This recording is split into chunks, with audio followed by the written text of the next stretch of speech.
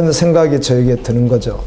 그래서 참 힘들었습니다. 그래도 건너뛸 수는 없으니까 전해야 되는데 주님 어떻게 해야 되죠? 저는 이 말씀 전할 자로는 합당하지가 않는데요. 그렇게 고민하다가 주님, 네, 다시 한번 말씀 받겠습니다. 아멘. 다시 한번 받고 또 결심되어지겠습니다. 그래서 우리 지체들과 함께 동일한 마음으로 말씀 받겠습니다. 그럴 때 다시 용기가 났고 다시 말씀을 준비할 수가 있었습니다. 저에겐 실제된 그런 상황들이 있었습니다. 계시록 2장 8절 말씀은 이렇게 시작합니다. 서머나 교회 사자에게 편지하기를 처음이요 나중이요 죽었다가 살아나신 이가 이르시되. 서머나 교회 천사에게 편지하기를 처음이요 마지막이요 이렇게 예수님께서 하신 말씀입니다. 아멘. 예수님이 말씀하기를 나는 처음이며 마지막이다. 요한계시록 22장 13절에 보게 되면 나는 알파와 오메가요 처음과 마지막이요 시작과 마침이라 이렇게 말씀하셨습니다. 이 알파와 오메가는 신약성경을 기록한 헬라어 알파벳 첫 자와 마지막 자입니다. 예수님 자신이 역사의 시작과 끝이라고 말씀하시는 겁니다. 여러분, 이 땅에 어떤 종교 지도자가 그 어느 누가 이렇게 말한 사람이 있습니까? 예수님만 하실 수 있는 말씀입니다. 나는 알파와 오메가요 처음과 마지막이요 시작과 마침이라. 시작이 있으면 끝이 있습니다. 사람은 결코 역사의 주관자가 아닙니다. 어떤 보이지 않는 힘에 의하여 역사가 주관되어지는 것도 아닙니다. 예수 그리스도 그분이 역사의 주관자인 줄로 믿습니다. 하나님께서 역사의 주관자가 되십니다. 죽었다가 살아나신 이 예수님 자신이 이렇게 말씀합니다. 나는 죽었다가 살아났다. 인류의 죄를 대신 지시고 죽으셨다가 3일 만에 살아 영원히 나는 세상을 온 우주를 천국을 통치한다 이렇게 말씀합니다. 성경에는 예수님께서 죽었다가 살아나셨다는 말씀이 얼마나 많이 기록이 되어 있는지 모릅니다. 요한계시록 1장 18절도 곧 산자라 내가 전에 죽었었노라 벌지어다 이제 세세토록 살아있어 사망과 음부의 열쇠를 가졌노니. 요한이 봤더니 어린 양이 보좌 옆에 있는데 어린 양이 있었는데 일찍 죽임을 당한 것 같더라. 그리고 살아나신 분, 그분은 예수 그리스도입니다. 예수님께서 살아나셔서 감람산에서 승천하고 난 후에 제자들이 기도하고 성령을 받고 말씀을 증거하는데 이것만 전합니다. 예수 그리스도는 죄인들을 위하여 십자가에 달려 돌아가 죽으셨다는 것이에요. 아멘. 그분이 구원자라는 거예요. 메시아라는 것이죠. 그분은 부활하셨다는 것입니다. 그분은 세상을 통치하시는 분이고 그리고 그분은 다시 오신다고 전했습니다. 주님이 죽으셨고 부활하셨다는 것을 제자들은 한결같이 전합니다. 우리 예수님은 처음이요 마지막이요 죽었다가 살아나신 분입니다. 그분이요 오늘 우리에게 말씀하는 거예요.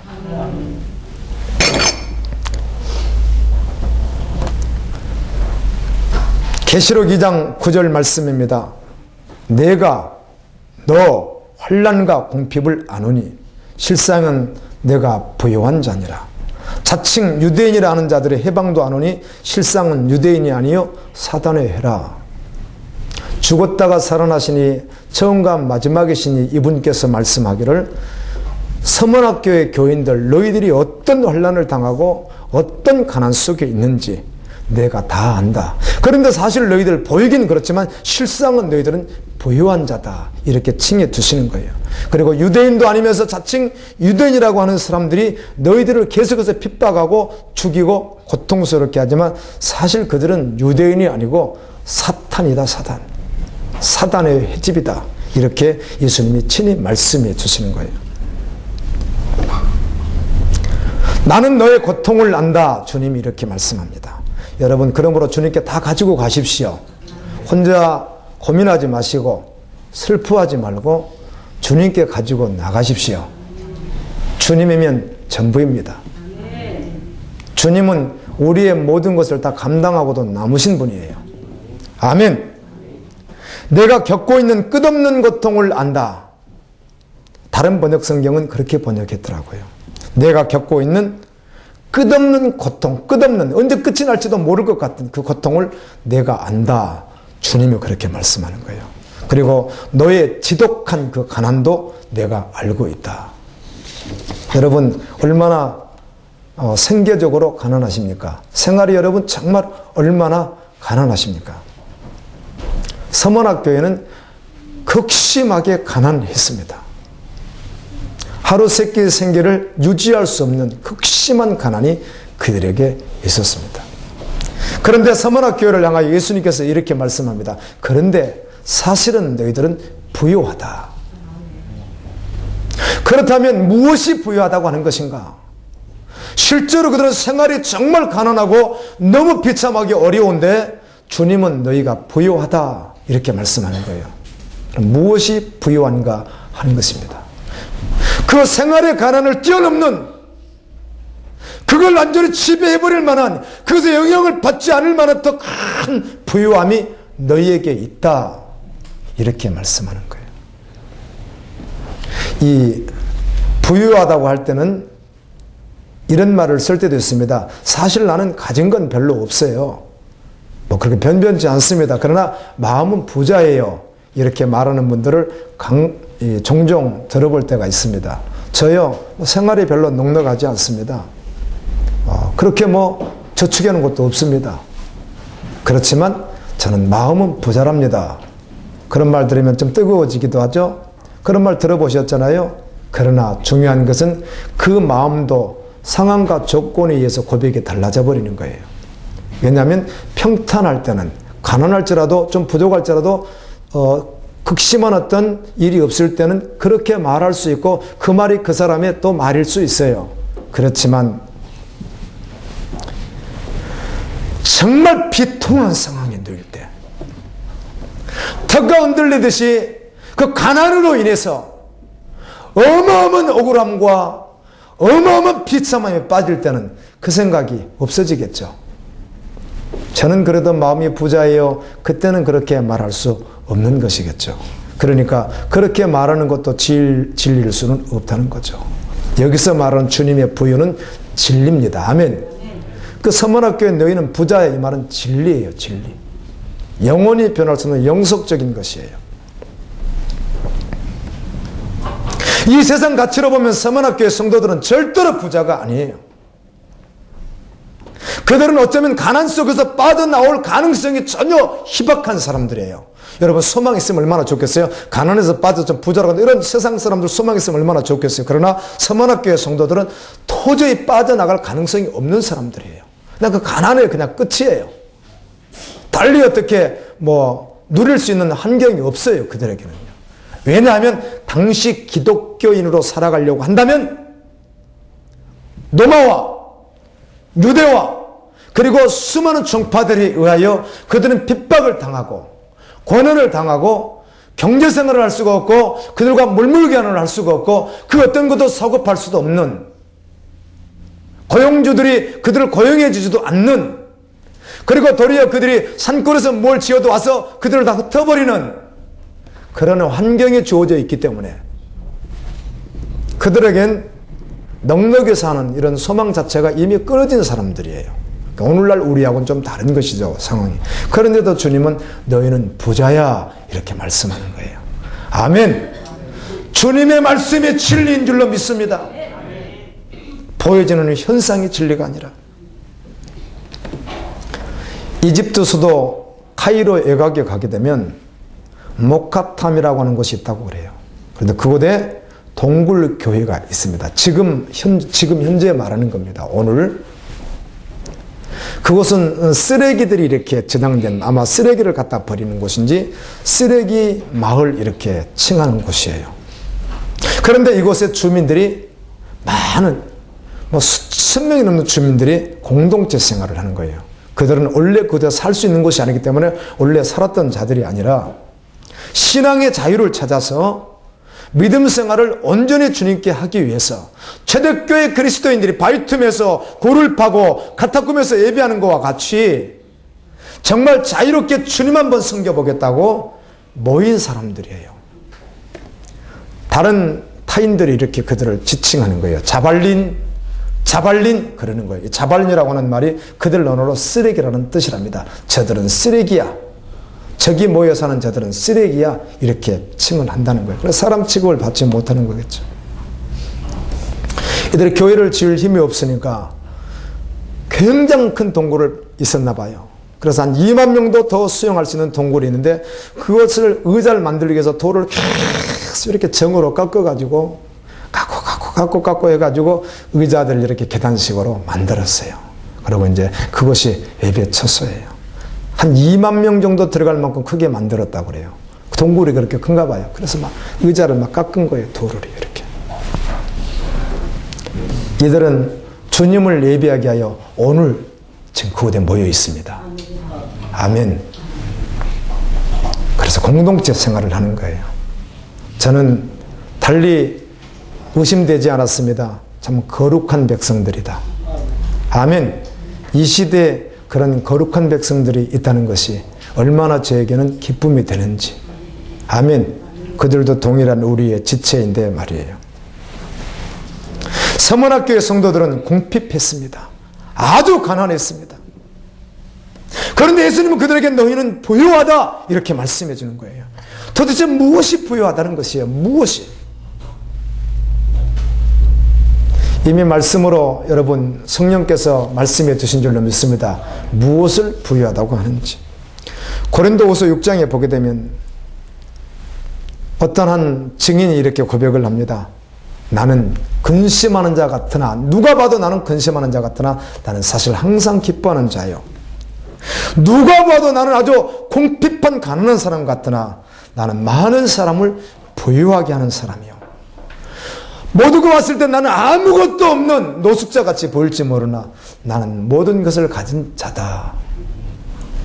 이 진리의 고백을 합니다. 예수와 함께 십자가에서 죽고 예수와 함께 영원히 서른한 자는 언제나 이렇게 고백되어지는 것입니다. 세상에 그 다 없어도 예수가 있으니까 나는 부유하다. 내 소망은 보이는 소망이 아니라 보이지 않는 영원한 소망이 있기에 나는 부유한 자다. 아멘입니다. 아멘. 아멘. 아멘이죠. 예수님, 그분이 내 안에 있으면 부유한 자인 것이죠. 그분 안에 영원한 나라가 있기 때문에. 할렐루야. 그리스도인은 예수 그리스도 그분만이 결론이 되어서 그분의 제대의 삶을 살아갑니다. 그리고 생명을 전하는 일을 합니다. 생명이 흘러가게 합니다. 초등학생들이 와 있어서 감사해요. 초등학교를 지도하는 어떤 지체가 있어요. 감사하더라고요. 고등부 지도하는 지체도 감사하고요. 감사해요. 기도하면서 주님의 상한 마음 주십시오. 주님이 영혼을 바라보는 그 애통하는 마음을 부어달라고 간절히 기도하면서 주님, 지체들을 구원으로 이끌어 주옵소서. 정말 달라졌어요. 주님이 하시는 것 같아요. 주님이 하십니다. 누군가 생명이 있는 자가 생명으로 하면 생명의 역사가 있거든요. 할렐루야. 너무 감사하죠. 저 친구들이 앉아서 제가 깜짝 놀랐어요. 오늘 예배 태도가 얼마나 아름다운지 모르겠어요. 저 친구들이. 제가 깜짝 놀랐어요.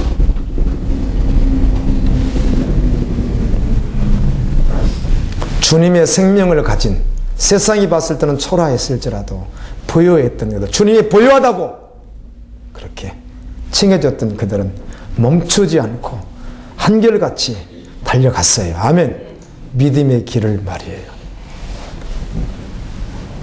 이 땅에서 살아갔던 사람들, 지금도 살고 있는 수많은 사람들 가운데 정말 믿음으로 위대하게 살아가는 사람들의 소식을 듣게 되면 참으로 그들이 복된 자들인데 우리에게 기쁨이 됩니다. 아멘. 여러분도 주님에게 기쁨이 되고 생명을 주는 지체들에게 기쁨이 되는 그런 믿음의 종들 되기를 예수님의 이름으로 축원합니다. 이 땅에서는 고난을 당할 수 있으나 영원하지 않습니다. 그러나 그들은 영원한 복을 이미 취하고 있는 자들이기에 부요한 거예요. 우리는 보이는 상황에 주목하는 자들 아니라 보이지 않는 그것이 더 실존이고, 아멘, 그것이 더 확실하고, 아멘, 그것이 더 진리인 것이에요. 전 공동체 생활하는 분들이 부러웠어요. 이집트 카이로 외곽에 있는 동굴에서 자바린 쓰레기라고 하는 말을 들으면서 주님을 섬기려고 모이는 공동체, 나도 그곳에 있으면 행복할 것 같다. 아멘입니다, 여러분. 주님이 기회를 여기에 주셔서 여기서 십자가를 바라보고 나가는 것이지, 그곳에 있었다면 또 그곳에 두시는 그 행복이 엄청나겠다. 그런 생각을 해보았습니다. 여러분, 믿음으로 주님 바라보는 여러분에게 동일한 마음이 있을 줄로 압니다. 여러분, 무엇을 바라보고 사십니까? 무엇을 위해 일하십니까? 무엇을 위해 그렇게 분주하게 마음을 움직이고 계십니까? 사도행전 3장 말씀을 보았더니 예수 그리스도의 제자였던 베드로와 요한, 바닷가 어부였던, 정말 어떻게 보면 평범했던 그들, 주님의 제자가 되어 성령 받고 말씀을 전하는 현장에 있을 때 성전에 기도하기 위하여 올라갔습니다. 올라가는데 미문이라고 하는 곳에 안진뱅이가 앉아있는데 스스로 온 것이 아니라 언제나 누가 대신 데리고 왔어요. 거기에 앉아있는 거예요. 구걸하는 사람이에요. 이 미문 하면 설명을 좀 드린다면, 예루살렘 성전은 당시 헤롯 46년 동안 지었던 헤롯 성전 구조가 어떻게 되어 있느냐면 바깥 울타리가 있습니다. 이 바깥 울타리에서 문을 들어가는데, 여기 바깥 울타리에서 문을 들어가면 이걸 이방인의 뜰 이렇게 했습니다. 이방인의 뜰. 아마 이방인들 같이 들어갈 수 있는 뜰인 것 같죠. 이방인의 뜰 이렇게 되어 있습니다. 그리고 다시 한번 그 안에 또 울타리가 또 있습니다. 그리고 문이 하나 있는데 이 문이 미문입니다. 이방인의 뜰에서 그 안으로 들어가기 위해서 있는 문이 미문인데, 그 안에는 무슨 곳인가? 여인들의 뜰이라고 그래요. 여인들의 뜰. 그리고 그 다음에 또 하나의 울타리가 있습니다. 그리고 울타리 바로 문을 열고 들어가면 이스라엘의 뜰이라고 그래요. 그리고 여기선 약간 칸막이가 있고 그 뒤가 성소입니다. 그리고 그 다음이 지성소예요. 근데 미문이 바로 그것이에요. 그러니까 이방인의 뜰에서 여인의 뜰도 들어가지 못하는 곳이에요. 그것이. 사람들이 가장 많이 그곳에 밀집하기 때문에 그곳에 놔뒀을 수도 있습니다. 그곳에 있어요. 무엇을 얻을까 하고 늘 손을 벌리는 사람이에요. 무엇을 얻을까? 동전 얻으려고 하는 거겠죠. 단 한 번도 그 미문에서 스스로는 들어갈 수도 없을 뿐만 아니라 그 안에 들어가 봐야 사람이 없으니까, 많지 않으니까. 여인의 뜰에서 이스라엘 뜰도 한 번도 들어가 보지도 못하고, 더더구나 성소에는 한 번도 들어가 보지 못하고, 구약시대 때 지성소는 제사장만 들어가고 당시는 성소도 사제들만 들어갔지만, 오늘날에는 영적으로 우리가 어디까지 들어가요? 성소와 지성소를 다 들어가잖아요.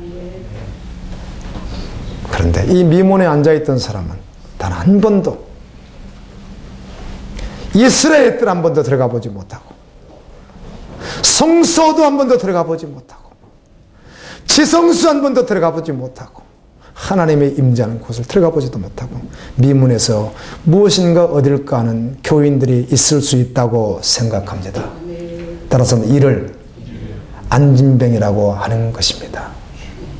여러분, 육체적으로 안진뱅이를 원하지는 않을 것 아니에요. 그렇다면 영적으로도 안진뱅이를 원하면 안 되는 것입니다. 건강은 내게 없거니 나사렛 예수님으로 명하노니 일어나 걸으라고 할 때 그가 일어나 걸으며 뛰며 그냥 막 안으로 들어가는 거예요. 할렐루야. 네. 일어나서 여인의 뜰을 통하여, 이스라엘의 뜰을 통하여, 성소를 통하여 지성소로 들어가서 주님과 교제하는 거죠. 아멘. 이 길을 주님은 활짝 열어놓으셨어요. 앉은 명이라도 일어서면 그곳에 들어올 수 있도록 주님은 열어놓으셨어요. 호세아에 보면 장녀일지라도 주님을 삼아 정말 회개하고 돌아오면 그 길을 열어놓으셨어요. 고아에게도 열어놓으셨어요. 어떤 악한 자라도 열어놓으셨어요. 아까 찬양 인도하던 지체가 멘트하는데 처음 듣는 분은 무서울 것 같아요. 그 말이. 마태복음 5장 7장까지 나와 있는 산상수훈에서 예수님은 마음으로 음욕을 품어도 간음했고 마음으로 미워해도 살인했고 하면, 그래서 우리는 간음자요, 폭행자요, 살인자요, 이런 자다 그 말이에요. 아멘. 그럴지라도 주님 언제나 기다리고 계십니다. 회개하고 나아갈 수 있기를 예수님의 이름으로 축원합니다. 혹시라도 미문에 앉아있는 안진명이와 같은 분이 영적으로 있다면 그럴 수 없습니다.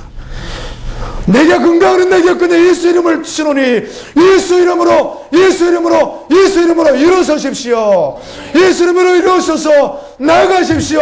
어디까지? 지성소까지. 이 땅에서는 가난하게 취급을 받을지라도, 이 땅에서는 자바리인 이런 말을 들을지라도 주님은 너는 부요한 자야. 이런 말을 듣고 나갔으면 좋겠습니다. 노아가 방주를 만들고 있을 때 눈앞에 방주가 지어져 가고 있음에도 불구하고 사람들은 구원의 방주에 대하여 관심이 없었습니다. 시집가고 장가가고 사고팔고 집을 짓고는 있었으나 하나님의 놀라운 구원 계획에 대해서는 세상 일로 인하여 밀어내버렸던 거예요. 세상이 잠들었습니다. 깨어야 될 줄로 믿습니다. 누가? 깨어난 자가.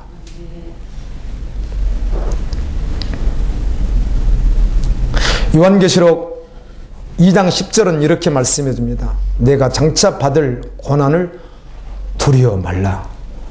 너 핍박을 당하고 아주 가난한 건 내가 다 한다. 내가 사실상 부유한 자라고. 넌 나 있잖아. 내가 영원한 나라를 준비했다고. 너가 장차 받을 고난이 있어. 앞으로 고난이 더 온다고. 두려워하지 말라. 볼지어다 마귀가 장차 너희들 가운데서 몇 사람을 옥에 던져서 시험을 받게 한다. 그 말은 핍박한다, 죽인다, 환난을 준다, 그런 말입니다. 너희가 10일 동안 환난을 받으리라. 그 환난은 영원하지 않아.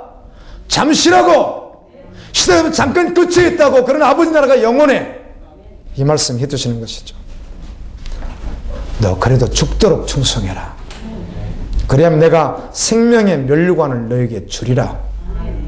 아멘. 장차 받을 고난을 결코 두려워하지 말라. 마귀가 장차 너희 몇 사람을 잡아서 옥에 집어넣어서 죽이고 별짓을 다해도 두려워하지 말라. 네가 그 자리에 가도 두려워하지 말라. 끌려갈 끝에서 두려워하지 말라.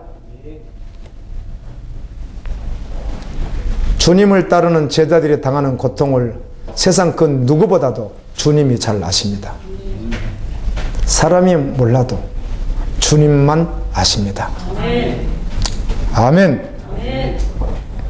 마귀가 끊임없이 공격할 것이라는 거예요. 주님께서 너 환난 면하게 해주겠고 너 그걸 건져주겠다, 이렇게 말씀하시기도 해요.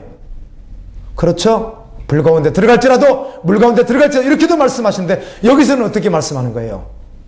너희들 죽을 거야. 그래도 결코 너희들 나 배반하지 마. 이렇게 주님 말씀하는 거예요. 아멘. 그래서 주님이 원하시면 건져주시기도 하고 주님이 원하시면 죽이기도 해도 전혀 상관이 없는 것이에요. 할렐루야. 그 상황과 조건에 의해서 움직이는 게 아니기 때문에, 보이지 않는 하나님, 진리가 결론이기 때문에 더 확실하니까. 보이는 것보다 보이지 않는 것이 더 너무도 확실한 실존이니까. 해교가 우리나라 지금 많이 이렇게 증거되고 있습니다. 5년 사이에 256% 성장했다고 그래요.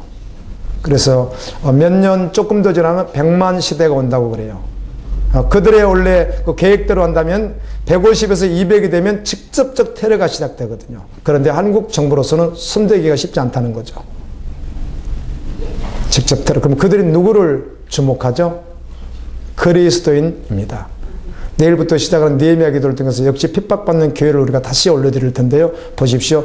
대체적으로 가장 크게 핍박하는 종파가 뭐예요? 이슬람교잖아요. 그것뿐만 아니라 머지않아 핍박의 시대가 옵니다. 아멘. 올 거예요. 믿음으로 살면 받게 될 거예요. 그러나 전혀 두렵지 않습니다. 왜요? 예수님이 보시기 때문입니다. 그 가운데서 죽도록 충성하라. 그러면 생명의 면류관을 주리라. 죽도록 충성하라. 충성하라 이 말이 헬라어를 이렇게 여러 군데 찾아봤더니 동일한 말로 썼어요. 피스토스라고 하는 말이에요. 명사로도 쓰고 형용사로도 쓰는데 여기서 쓸 때는 형용사로 썼더라고요. 피스토스. 피스토이 이렇게 하면 명사가 되는데 피스토스 이렇게 썼어요. 그래서 이 말을 또 다르게 또 우리 충성이라고만 번역했는데 다르게 번역을 하면 죽도록 신실하라. 죽도록 신임 받는 자 같아라. 죽을 때까지 믿음을 저버리지 말라. 이런 뜻이에요. 아멘. 그래, 죽도록 충성은 어느 정도 우리가 이렇게 봉사하고 일하는 걸 말하는 게 아니었어요. 그건 어떤 넓은 의미로 포함할 수 있을지는 몰라도 그걸 의미하진 않습니다. 여기서 말하는 죽도록 충성은 끝까지 마지막 죽음의 자리에서 죽을 때까지 주님의 신임받는 자가 되라. 아멘. 그때까지도 계속 신실한 자로 있으라 이 말입니다. 민수기 12장 7절에 보니까 모세가 아버지 집에서 그렇게 신실했다 이렇게 기록해 주더라고요. 시편 101편 6편에 보면 하나님께서 말씀한 내 눈이 하나님의 눈이 이 땅에 충성된 자를 살펴 신실한 자를 살펴 나와 함께 살게 하리니 아멘. 누구와 함께 살고 싶습니까? 사랑하는 사람과 나를 위해 생명을 주신 분과 아멘. 주님과 함께 살면 충분합니다. 내 눈이 이 땅에 충성된 자를 살펴서 나와 함께 살게 하리니 안전한 길에 행하는 자는 나를 따르느니라. 이렇게 말씀해요. 우리가 완전할 수 없어요. 십자가 복음에 붙들받아 끝까지 어떤 모습이든 헐떡거리든 빨리 가든 엎어지든 따라간다 그 말입니다. 아멘.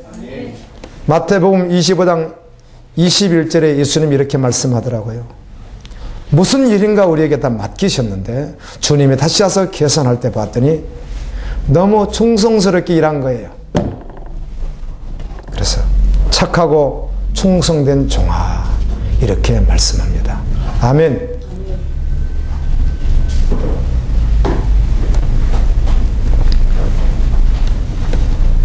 누가복음 16장 10절에 지극히 작은 것에 충성된 자는 큰 것에서도 충성되고 지극히 작은 것에 불의한 자는 큰 것에도 불의하니라. 이 말씀을 보면서 우리가 어떤 직임과 어떤 상을 어디를 주어줘도 어떤 일이든 주님 앞에 충성돼야 되겠구나 이런 생각을 해보게 됩니다. 아멘.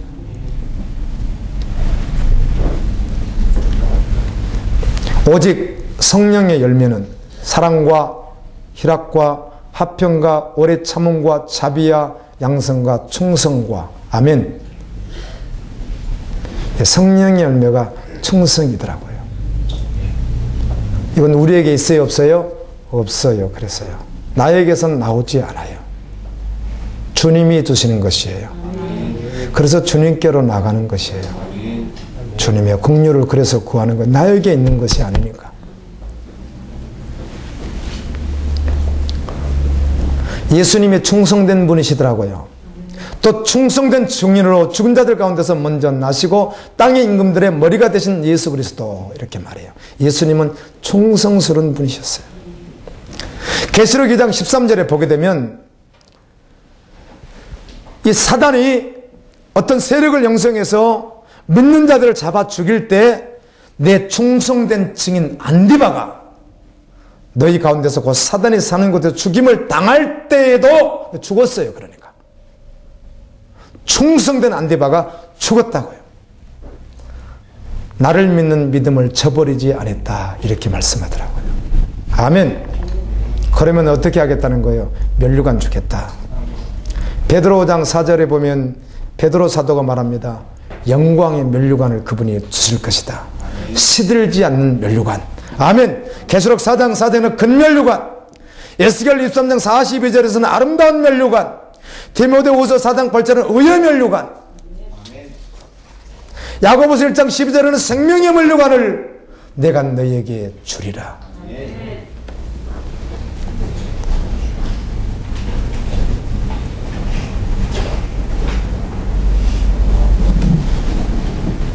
다니엘은 포로예요. 그렇죠? 다니엘서의 다니엘은 포로입니다. 그는 포로주에서 하나님의 말씀에 생명을 걸고 신실하게 충성되게 반응합니다. 아멘. 왕이 주는 음식을 우상에게 드렸다는 것 때문에 먹지 않습니다. 왕이 주는 것인데, 그 나라 왕이 주는 건데 왜 먹지 않았는가 하면 레위기 14장 4절 5절 말씀을 봤더니 우상에게 드려진 제물은 먹지 말라. 그래서 그 말씀에 생명을 건 거죠. 할렐루야. 충성한 것이죠. 끝까지.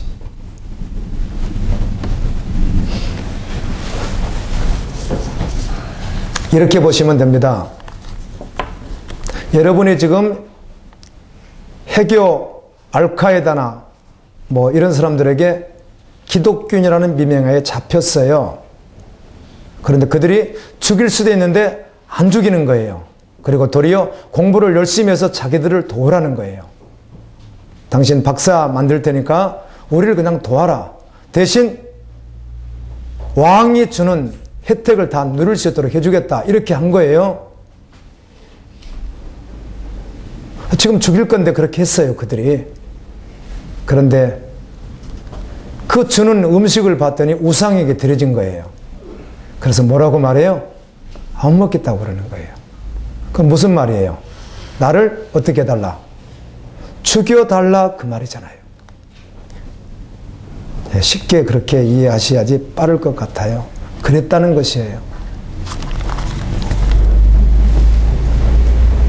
다니엘서 3장에 보면 사드락 메삭 아벳느고가 우상 앞에 절하지 아니함으로 풀무불에 들어가는데요. 그냥 한번 절 고개 숙이면 안 들어가도 돼요. 쇠를 녹이는 불속이에요. 그런데 우상 앞에 절하지 않는데 출애굽기 20장 2절부터 5절까지 말씀을 보면 너는 우상을 만들지 말고 우상에 절하지 말고 아멘, 우상과 함께하지 말라, 이런 말씀들이 있습니다. 그냥 그 말씀을 그냥 믿는 거예요. 자기도 포로인데. 보이는 상황, 이것을 내가 지키지 않으면 저들이 요구를 따라주지 않으면 내가 불속에 들어가서 나와 우리 가족과 친구들이 다 죽는구나. 이 사실이 실제예요. 실제. 눈에 보이는 실제라고요. 그런데 이들은 보이는 상황보다 보이지 않는 하나님 예수 그리스도, 그분이 더 확실한 실제라고 믿어버리는 거예요. 그래서 그곳에 생명을 거는 거예요. 이게 믿음입니다. 할렐루야. 그 믿음으로 끝까지 충성하는 거예요.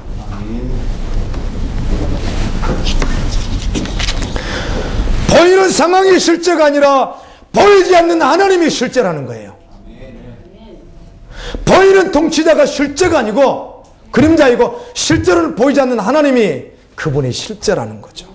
더 확실하다는 거예요. 그러니까 10번, 20번, 100번, 1000번, 10,000번 아무리 죽음 앞에서 고민해보고 최종적으로 고민하고 아무리 결론을 내봐도 보이는 것이 결론이 아니라 보이지 않는 그분이 결론인 거예요. 이게 믿음인 것입니다.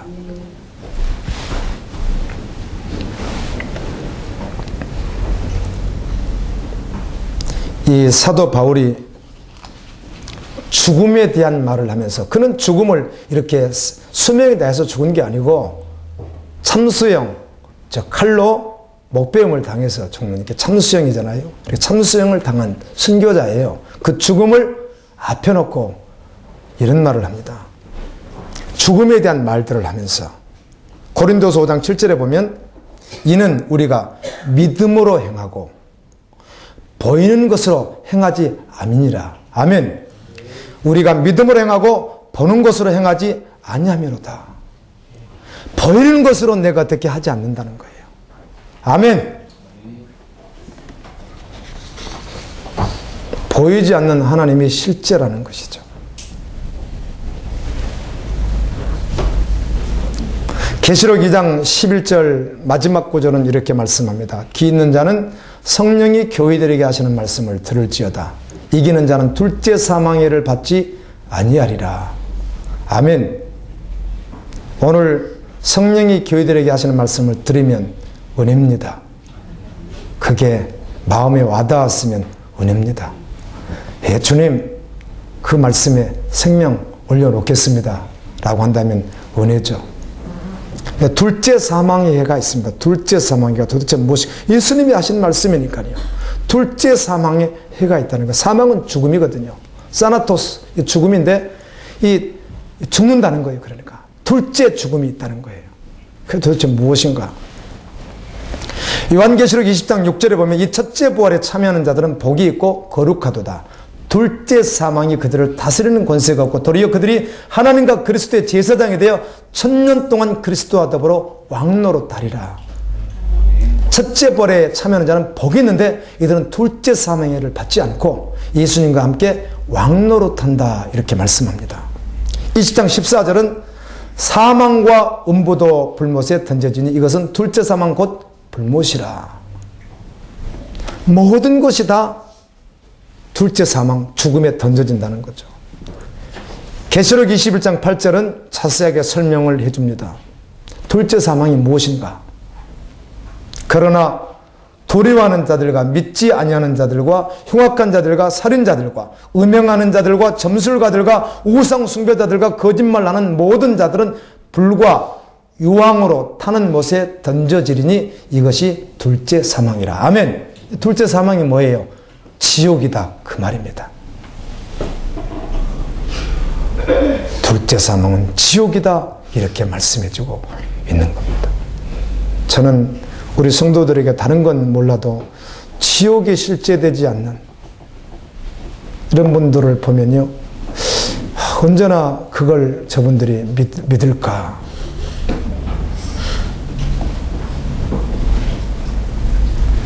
천국이 실제되면 지옥도 실제이거든요. 그럼 내가 천국 백성이면 나에게 있는 생명을 나눠야 될 거 아니에요? 누구에게? 가족에게. 그들에게 생명 없으면 둘째 사망을 받아야 하기 때문이잖아요. 근데 그게 그렇게 잘 안 믿어지실 수 있는 것 같아요. 믿어야 되는데요. 예수님 지금 그 이야기 하고 계시는데요. 목숨을 잃어도 결코 포기할 수 없는 것이 있습니다. 무엇입니까? 주님 앞에 신실함입니다. 믿음입니다. 목숨을 잃어도 결코 포기할 수 없는 것, 말씀을 따르는 것입니다. 영원한 하늘의 소망입니다. 다 포기도 포기할 수 없는 것, 다 뺏겨도 마지막까지 붙잡아야 될 이름, 예수 이름입니다.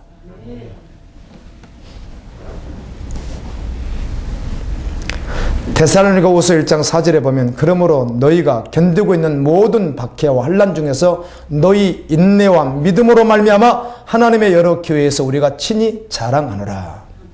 어떤 지체들이, 데살로니가 지역에 있는 교회인들 가운데 어떤 지체들이, 그들이 박해와 환난 중에서도 인내한 믿음으로 잘 견뎌낸 것이에요.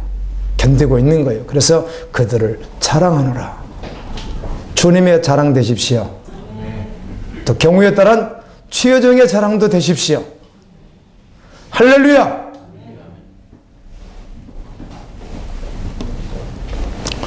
고난과 환난, 핍박, 시련, 학대, 질병, 그리고 감옥에 갇히는 것 등 육신을 입고 사는 자들에게 있어서 이런 단어들은 정서적으로 이렇게 받아들이기가 쉽지 않습니다. 아멘. 고난이란 말, 자신에게 그렇다는 것이죠. 핍박, 시련, 학대, 고통 같은 질병, 감옥에 갇히는 것, 육신을 우리가 입고 있기 때문에 이런 것들은 정서적으로 정말 우리가 우리 인생 속에서 이렇게 막다뜨리고 싶지 않는 그런 단어들이에요. 맞죠? 그렇단 말이에요. 그런데도 불구하고 내가 고난 가운데, 환난 가운데, 핍박 가운데, 시련 가운데, 학대 가운데, 질병 가운데 혹시 감옥에 갇히는 예수 때문에 있는 일이 있었을지라도, 이 못된 상황이 그렇게 되었을지라도 그럼에도 불구하고 그리스도의 순전한 사랑과 연결할 수만 있다면, 아멘. 얼마나 아름다운 모습입니까? 그 가운데서도 그리스도의 순수한 그 순전한 사랑을 가지고 나도 역시 동일하게 주님께 사랑을 올려드리며 그렇게 나아갈 수 있다면 귀한 줄로 믿습니다. 오늘 어떤 한 지체를 소개하고 말씀을 마치려고 합니다. 이런 상황에서도 예수님을 온전히 사랑했던 한 지체의 이야기가 있어서 소개해 주려고 그래요. 잔느 기용이라고 하는 여자분인데 1648년에 태어나서 1717년에 세상을 떠난 70세를 사셨던 분이에요.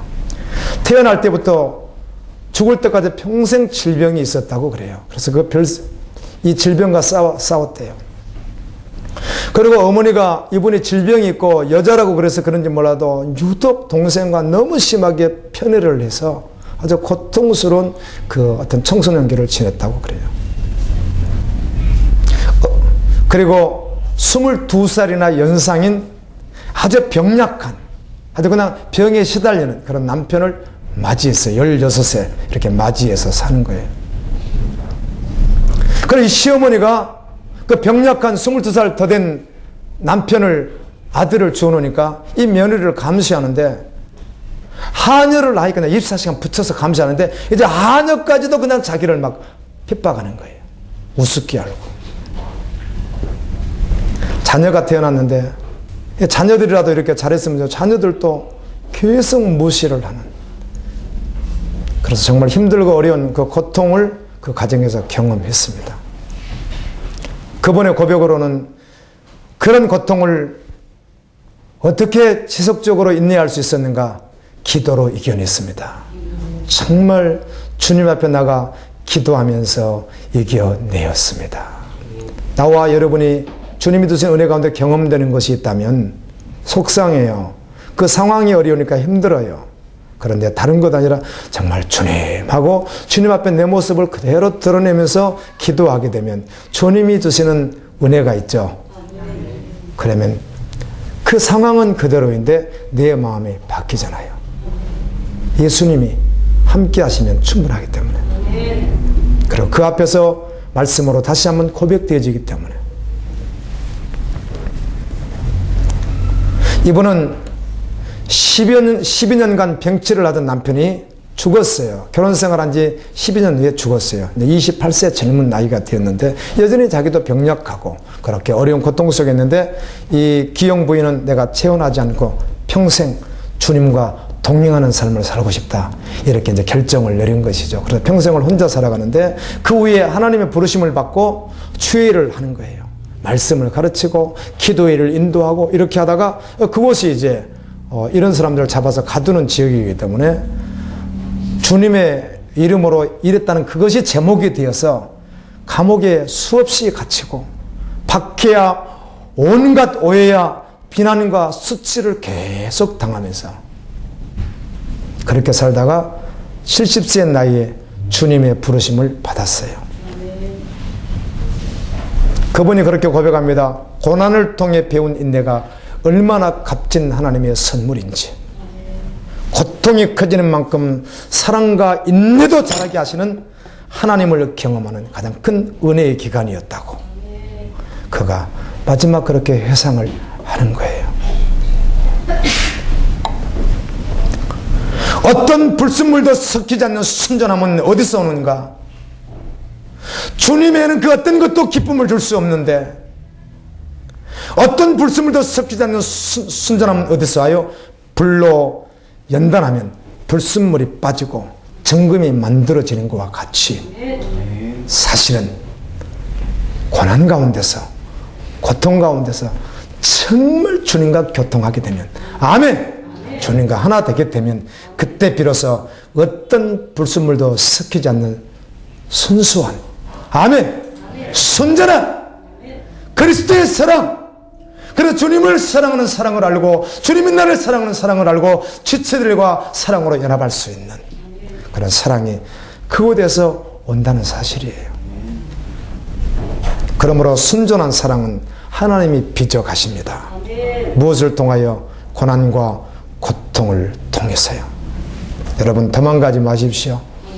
주님 앞에 나오십시오. 그리고 주님 앞에 맡기십시오. 십자가의 고난을 통해 먼저 우리를 순전하게 사랑하셨던 예수님의 그 사랑을 우리는 알고 있습니다. 아멘! 모든 상황을 허락하신 하나님의 사랑의 깊이를 그 순간은 다 헤아릴 수 없습니다. 왜 이런 일이 나에게 왔는지, 무엇이 문제인지, 내 죄인지, 하나님의 연단인지 그거는 끝없이 다 알 수 없을지라도 그러나 그 자리에서 다른 것 아니라 주님 앞에 주목하는 거예요. 내 말씀 앞에 서는 거예요. 경외함으로 서는 거예요. 그리고 주님의 그 사랑, 순전한 사랑을 의심하지 않고 주님 앞에 나가는 거예요.